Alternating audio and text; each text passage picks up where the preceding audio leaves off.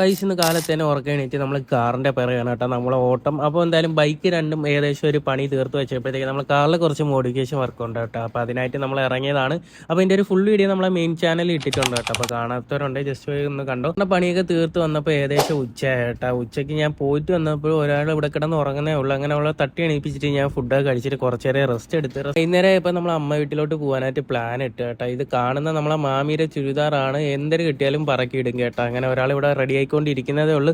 അപ്പം ഞാൻ പഴയ വേഷം തന്നെ, പ്രത്യേകിച്ച് മാറ്റങ്ങളൊന്നും ഇല്ല കേട്ടോ. ഒന്ന് മുഖമൊക്കെ കഴുകി ഫ്രഷ് ആയിട്ട് നമ്മൾ നേരെ കാറും എടുത്തിട്ട് ഞാനും പൊന്നും ഇവിടെ നേരെ ആറ്റിങ്ങ വീട്ടിലോട്ട് പോകാൻ കേട്ടോ. അന്ന് കുറച്ച് നേരം കഴിഞ്ഞപ്പോൾ തന്നെ നമ്മളെ നീര് എണീറ്റ് കേട്ടോ. അപ്പം എൻ്റെ കൂടെ മുട്ട അടിച്ചതാണ്. അപ്പം മുടിയൊക്കെ വളർന്നതാ എന്നെ ഇങ്ങനെ രൂക്ഷമായിട്ട് നോക്കുകയാണ്. മാമി ഒന്ന് നീലുവിന് ആഹാരം കൊടുത്തോണ്ടിരിക്കുകയാണ് കേട്ടോ. അപ്പം ഈ ചെടിയിൽ നിന്ന് നമ്മളില്ല നെറ്റിയിൽ വെച്ച് പൊട്ടിക്കുന്ന മുട്ട ഉണ്ടല്ലോ, അപ്പോൾ അതിട്ട് അതൊക്കെ വെച്ച് കുറച്ച് നേരം കളിച്ചു. അങ്ങനെ പിള്ളേരെ എടുത്തുകൊണ്ട് നമ്മൾ നേരെ കാറിലോട്ട് പോയി രണ്ടുപേർക്കും പാട്ടൊക്കെ ഇട്ട്